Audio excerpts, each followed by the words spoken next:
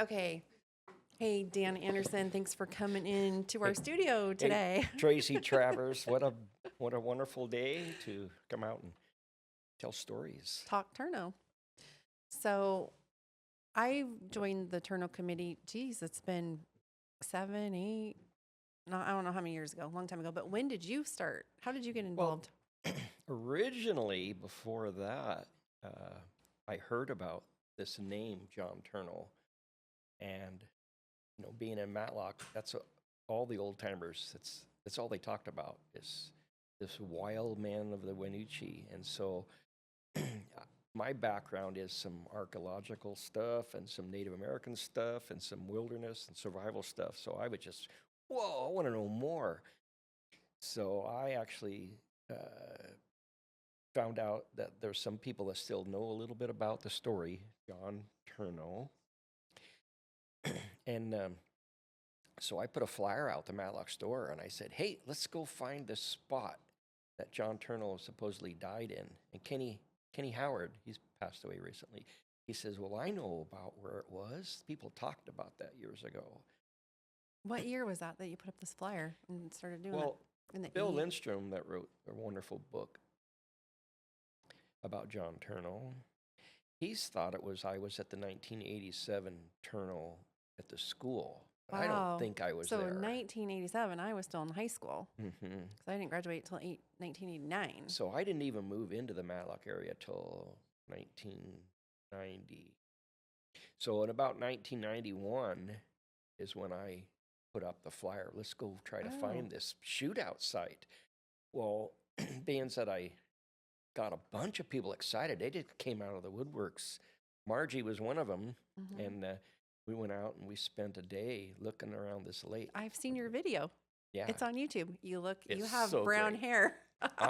Yeah. I use this dye now to do it. But anyway, what a great day, because there was a bunch of us with metal detectors, and we were going around the outside of the lake because people said this is the spot. And we were finding maybe a little bit of iron cable, but not a lot, like nothing. All of a sudden, we came up to this one of the northern part where it kind of necks down a little bit in the swampy lake. And all of a sudden, boy, the metal detectors were going great there. And we ended up pulling a bunch of bullet shells out that were, that caliber, 30-30s.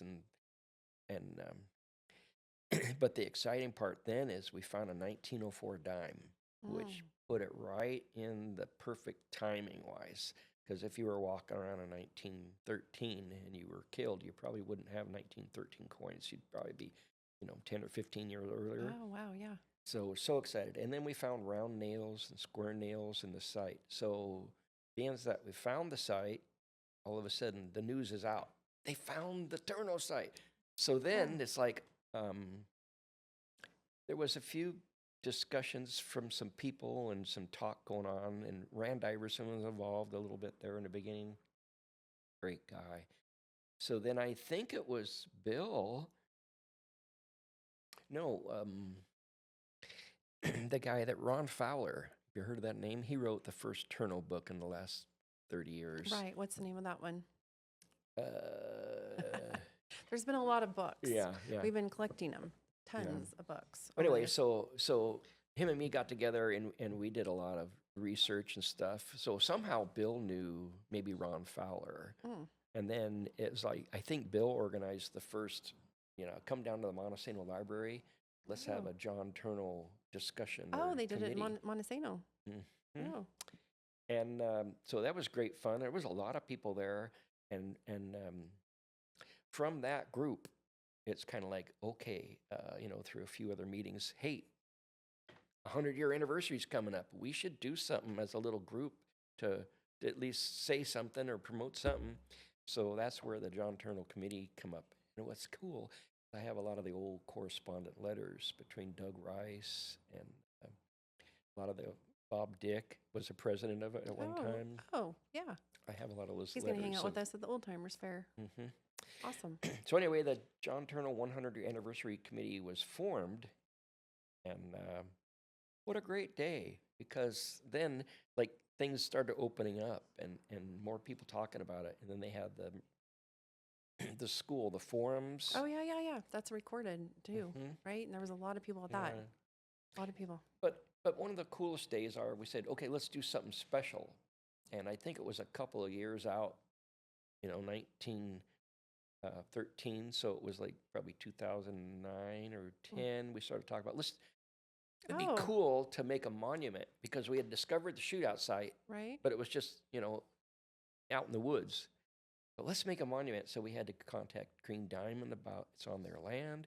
We had to come up with the idea of, a plot of let's make a headstone or something. And so I was a scoutmaster in a Boy Scout troop, and I had one guy named Rudy. What a doll! What a hardworking kid.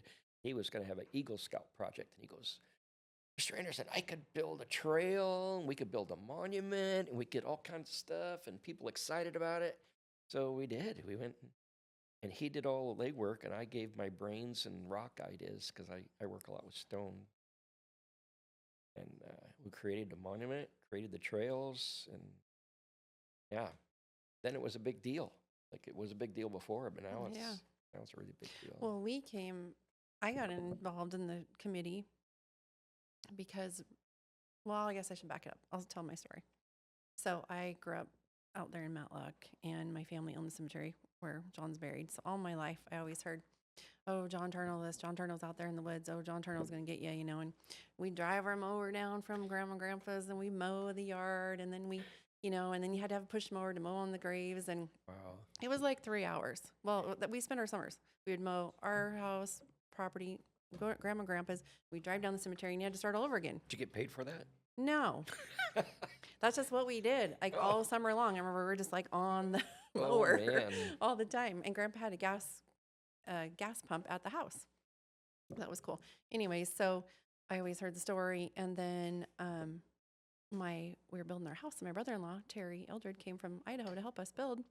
He read the Beastman book, which is, who wrote the Beastman book? Michael Fredson. What's Michael really funny, I just talked to him today. Yeah, it's so He's gonna funny. be at the And we were Old just Timers looking at Fair. his book. We're sitting here in the Montesano Museum, and there was his book. We were talking about him, and he called. Yeah. So, anyways, in that book, he's got the map. So my husband, and then Terry's like, you guys got to read this book. This all happened right here. And I'm like, whatever, who cares? And Rich, my husband, looks at the map. He's like, Trace, the twins were shot on our property across the river. And I'm like, whatever, who cares? Heard that story all my life. I don't even care. I'm getting tired of mowing this place. Yeah. And then my son, Jed, at the time, he was like 15, and he was going to help the neighbor, which was Wayne Hollitz at the time. And I had to pick him up. And at the time, I was a photographer. So I went down to the old house. And I was like, oh my gosh, this is so cool. I need to shoot pictures here. So I asked Wayne, I'm like, hey, can I shoot pictures here? Oh, yeah, sure, Tracy, go ahead. So I'm shooting family pictures. I'm shooting senior pictures. And then I read the book. I'm like, are you kidding me? Friggin' kidding me? Kidding me? This is the house. This is the Bauer house, and it's right here, and we never knew. So anyway, so much history. So in then we Matlock. went back, and Wayne gave us a tour of the inside of the house with my sister-in-law and brother-in-law from Idaho, and he's telling us, the whole story and stuff. So I got really into the house, and then it's just such a cool house too. And Wayne, Hap Hollitz, Ed, his brother lived there, and he was bus driver for Matlock, and he died in 1983 or something, and his coats and hats are still there. Yeah, Right now to this day, they're hanging out. It's a time capsule. for Yeah, sure. and so anyway, so I had been going in there and and shooting pictures and which thankfully the Ginger Hollitz had always let me. I would always message her, and she would give us permission to go in and shoot. And so one day I was shooting pictures, and it was raining in the kitchen, and the radio's still on, and so we're like, oh my gosh, we turned the power off, and then I just couldn't sleep. I was thinking Whoa. about that house. I'm just like, all night long, I'm rolling, I'm tossing, I'm turning. I'm like, why am I thinking about this house? Because I was just making me so sick, because there are still things in it from, And so I asked her, I'm like, can I help you? Could I help you please, like, just get this stuff out and get the roof, And she was going through some stuff and just fell off a roof and broke her ankle, and her husband had some issues. So, and she lives in Port Angeles. So anyway, so I start helping her move stuff out, and then I'm taking pictures of everything I'm doing, and I'm taking everything and putting it from the house to another shed so the family could go through it, making a garbage pile for them. And then up in the attic, there was some stuff that was wet. And so I brought it to my house so it could dry out down the garage. It's almost like King Tut's tomb up Right. And we Yeah. had been up there one other time Yeah. with Bill and you and so up on the attic was an old ironing board with a gun on it. So I brought that home for her. I sent her a picture right away. Ginger, look what we found. And it was a 1920s gun, so it wasn't it's not a Bauer gun. The Bauer twins were killed in 1911. And so yeah, so she donated that to the museum. That's in the Matlock Museum. And then she came from Port Angeles. She stayed with us and she took everything and she left me a pile of garbage. My son's like, Mom, get this out of the shop. So, It's so I kind of go, half wet. so I go down there and there's a couple books and they're all moldy. So I'm like, oh, I should just look at these. I shouldn't just throw them away. So I'm cleaning the mold off and it's an old English book and I open up the front and inside it says W.A. Bauer in pencil. So Whoa. William Bauer's English book had been up in that house since before 1911. And so I sent her pictures, of course, and she donated that to the Matlock Museum. So you can see both of those items in the Matlock Museum, and which is so cool Wow. that she donated those. And then when I was upstairs in that one room that I'd been up in there a million times, there was a box of stuff. It was a newer box. And so I'm like, I'll put it in a bigger, different box. And I pull this box up and it says Tracy Lee Shaw. Oh. And Yeah, TLS that's right. with Ooh, hearts. The Yes. story. I'm like, oh my gosh. And my mom was helping me because I would always go there with someone and take pictures of everything that I did and send them to Ginger. And I'm like, oh my gosh, Mom, why is my name on the box in this house? Super cool. And so I was showing my friend the picture and she's like, oh, there's a man in that picture. So I have one picture of the box with nothing. And then the next one has, yeah, it has a picture. And so I sent it to Ginger, the picture. She's like, oh, that looks like my grandpa Hollitz, Julius Hollitz that lived in the house. So anyway, so that's how I got into the story. And then Rich wrote the song. My husband wrote the John Tornow songs. Great. It's on YouTube. Look up John Tornow, Rich Travers. And I took the old pictures and made a video. And so when he wrote the song, I tried to help him. He's like, help me write the song. And he just, I can't rhyme and I couldn't do it. So it's all him. And then you guys were doing the forum at the Grange. Well, or what were you doing at the Grange? You were working on a movie. So bring You were that. working on a movie. You were working on a movie. Yeah. Well, bring that story up in a second. But I was in that house. Yeah. Ginger told me to come and look and see if I find any eternal stuff. And upstairs, I was, there was junk everywhere still, but they cleaned a lot out. And so I was looking in the cracks and like looking behind things. And there was a couple of boards at the windowsill that were loose. Mhm. And I kind of pried them open a little bit thinking, oh, this is cool. They move. And I shine my flashlight down there. You know what was in the wall? What? 2 Winchester 30-30 rifles were in that wall that no one knew that were in there. That's crazy. That's crazy. Anyway, so she got those. Yeah, of course, gave those to Ginger too. I really wished we would have got the serial numbers on those because at the time the Bowers were shot, their guns I don't think were found. Whoa. And that wasn't in the Bauer house that you found that, though. Let's be clear. That was the Hollitz house. Okay. That was but Happen Velma Hollitz's house. if you think back then, they were pretty close neighbors, 100 yards apart. But what year was that house built? I wonder. Wow. But why were they hidden? What kind of guns in were the they? wall? What kind of guns were they? Winchester 30-30s. And you didn't take pictures of them? No. We'll have to ask It went Ginger. so fast. Yeah. Okay. Anyway, Anyway, so we'll ask Ginger about that. We'll ask her if we can just have a picture of him. the serial numbers that would Oh, tell the you what the serials. date was. Oh, yeah, yeah. Because if it was part of the Bauer thing, maybe those guns would have been hidden. And I don't maybe- think it's the same house. All right. Anyway, I know. hey, it's you know pretty cool, what? but What's really cool I want to find the is gun still. you know a lot about the story. I don't know about the story. Are we 100% perfect in line with everything? Oh, well, Probably not. I don't know. So, do you think John killed the twins? No. I'm a hunter. I have eyes. I have good perception. I can tell who it is if I kind of know them. Right. That was John's only friends. Are you sure, though? He That's a either question, shot too. to kill him, but there was no mistake on anything. He was not a bad shot, and he wasn't shooting at somebody that was a question. He wouldn't have known those were the twins, and he would have killed them, or he would have shot at him. Or they were coming after him because remember all about the baby. I think it all starts to do with the baby. I also have another photo that it could be John Tornow, and it could be the twins, and the twins are smoking cigarettes. And I think he was really anti a lot of drinking and smoking at the time. Well, so maybe that was a character. remember, it all happened after Mary. So let's tell that story Okay, because okay. so many people don't know it. Yeah. It's amazing. You talk about John Tornow and they don't even know about the baby. The whole thing is going to be probably the greatest movie ever made. by the Yeah, way. we're hoping somebody will still. And the book that's coming out. Oh, yeah, we're working on a new book too. So, but with Mary, John's, the Bowers twins' older sister. And Ed's involved somewhere. Yeah. So, so that in that manuscript that we found this manuscript that Bill had. It The says Kelly Kelly's report. manuscript. We don't know for sure who Kelly is, but we think we're figuring it out. But he had some theories that we don't see anywhere else. Mm-hmm. So, it's very difficult to find a first-hand story from somebody that was alive.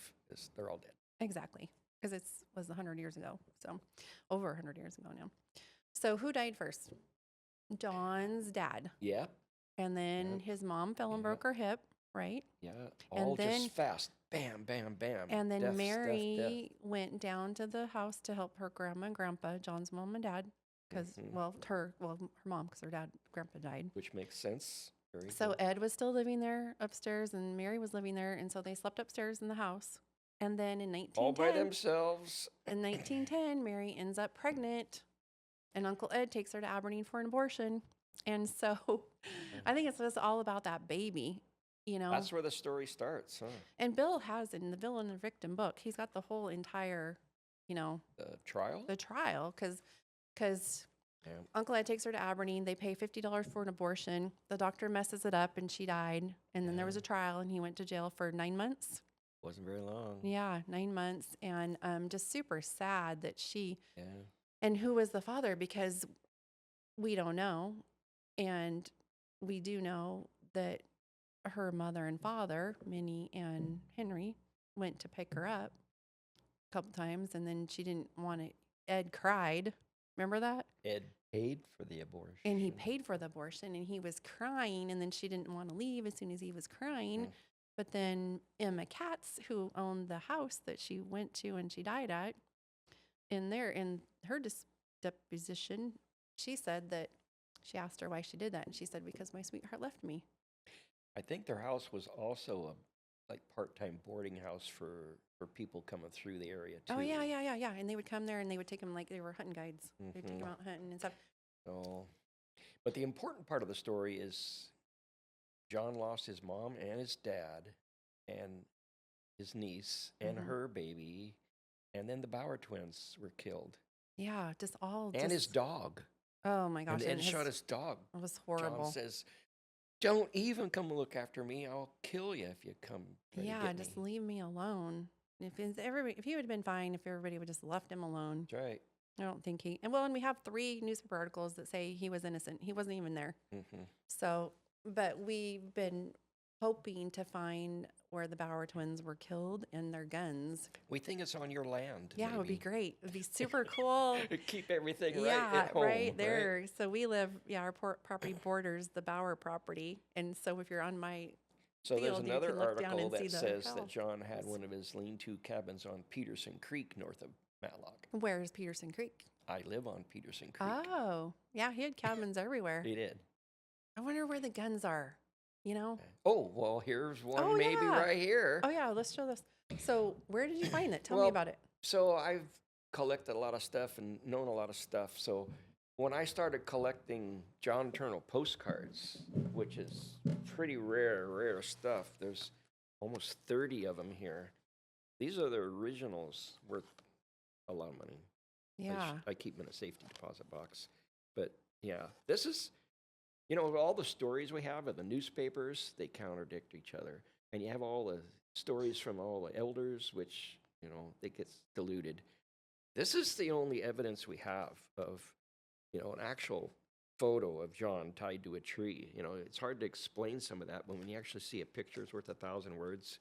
And Quimby and the twins, and John Tornow's tied to a tree, and he's on a stretcher, and the posse's gathered around, and it was so wrong. Yeah. So we're working on a book. It was Anyway, so this, Bill. Oh yeah, talk about the gun. so Oh yeah, one day, where'd you find it? Show me. I think there was some newspaper ads. Hey, we're going to have a Tornow thing, and some people showed up. And then we put one out. Hey, if there's anybody has any stories about Tornow or any old information or postcards, we'd love to hear about it, or maybe take photos of it. Same as now. If you have any postcards or something, we'd love to learn. Sometimes the backs of the postcards are so great. So this particular gun came from Bill Hyde, who contacted me one day, and he goes, I got one of Tornow's guns. And, you know, he had to tell me all about it, what, where. But he said that in 1942, he was 12 years old, and he died about 8 years ago. That him and his dad were fishing on the Wynoochee, and they had known about this swampy lake area where John's shootout was. And they would go up there a few times. And he said one day he was out playing around, and he went across the log bridge. If you read the story, it's a very important log bridge. And he says he went across the bridge, and out there a little ways, there was a cedar stump. And he got to looking around and playing around at 12 years old. And he said there was one part on the bottom that was hollowed out.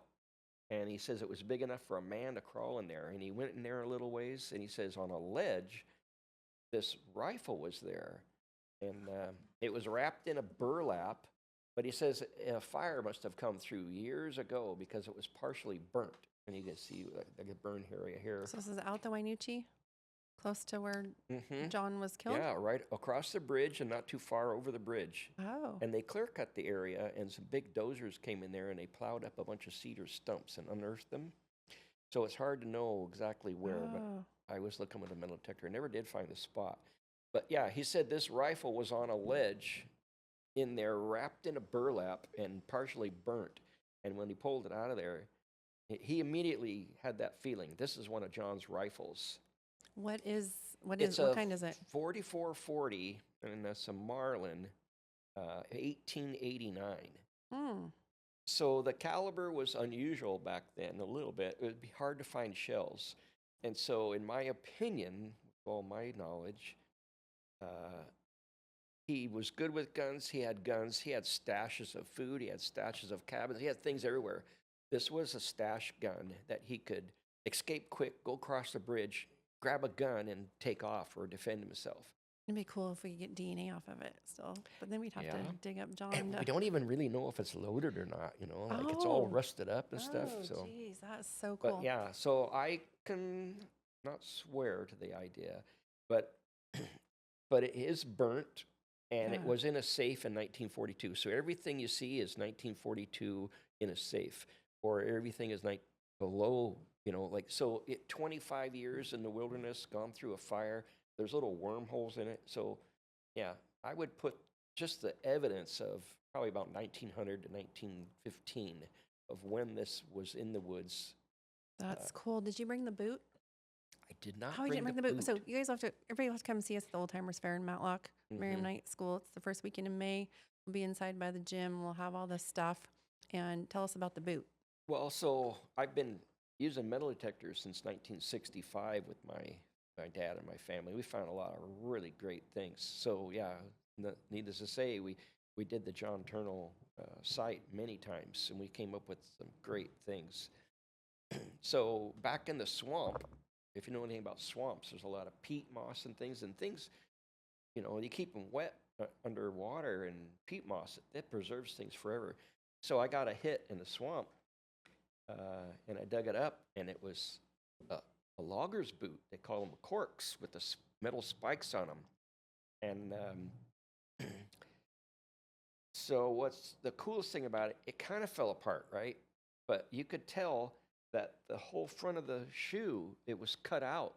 And that's the story about John Tornow, is that he was a big guy and everybody else was smaller, but he had big feet. And so there was a lot of documentation where they would look for tracks in the snow with the shoe on the front cut out. And anyway, this shoe had the front cut out. You don't see it very often. So I have that shoe, and we have the original postcards, and we can say that this probably, I'm saying 98%, this is one of John's guns. Yeah, because he lived in stumps all over the place. All over the place. Yeah, and when they killed John, remember, everyone was scared to go in the woods. Remember that newspaper article we found it says he single-handedly shut down the progress of the Pacific Northwest Yeah. because everyone Logging, was scared. trapping, everybody They were hunting. they were surveying the property, and everybody was scared to go out there. There's a wild man out there, and the newspapers went crazy. You know, another sad part about the story is we've compiled a lot of newspaper articles. Thank you, Tracy, around Yeah, I'm the world. addicted. And you know, when you think about John Tornow, well, when it was first published, it was John Turnow. Then it was Tuno, and they spelled his name wrong so many times. Mm-hmm. But then they started creating this creature man, Yeah. the wild man beast from the man. Olympics, and the manic murderer. And I bet we have more than 100 different newspaper titles with the different creative Yeah. names they gave him. To sell their newspapers. It was Just- sad. I mean, Yeah.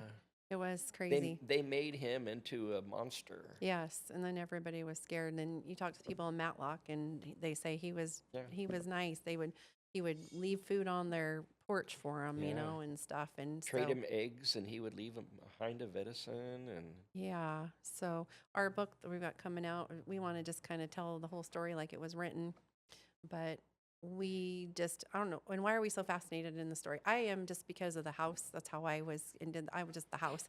And then I started selling merchandise, which is fun.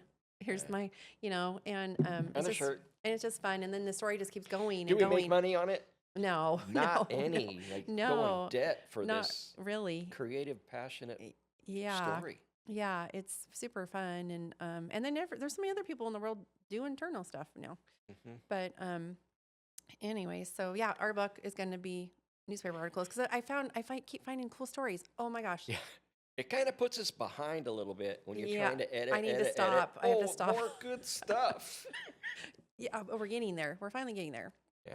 So hopefully by next year, Old Timers Fair, we'll have a book in It our was hand. this year I know. was the timeline. Yeah, wasn't it? but what's today? It's March 14th already? There's a lot to do. 2025? Yeah. So, Well, Tracy, you're probably the best, whatever you want to call it, helper. I'm not going to say assistant because we are equals in this. I have skills that yeah, his skills are, he Your does chicken skills scratch are- and he cuts and he pastes everything. Brings me paper old time skills. that he cuts it and he tapes it and I wouldn't want to tell you that I have the insight of John's feelings of whys and things, but I think I'm real close to a lot of it, and it is so sad. really? You know? Yeah. So It's you want to be buried next to John? Sure. Is there a room next to John still? I in have our my own cemetery? headstone I'm working on, by the way, Oh, too. that's cool. I love Yeah. that. Hey, I just Yeah. saw a thing online where you can put a QR code on there, so people come to see you. Oh, your the grave. barcode. Then they thing. can take their phone and Wow. it will have a story, your whole story and your pictures right from the cemetery. So I guess some of my parting thoughts is why are we doing this? Well, because it's a major story, and a lot of people have the wrong information. Yes, they and perpetrate the wrong information. and That's we it. We keep- want to tell the truth. Well, as we much keep as finding know. stories. Like I found a newspaper article from Australia, 1913. Who Yeah. knew? Yeah. I have found a story about the house when the Bauer twins left that nobody knows. Bill didn't even know. What else have I found? Oh, we have a story about elk teeth.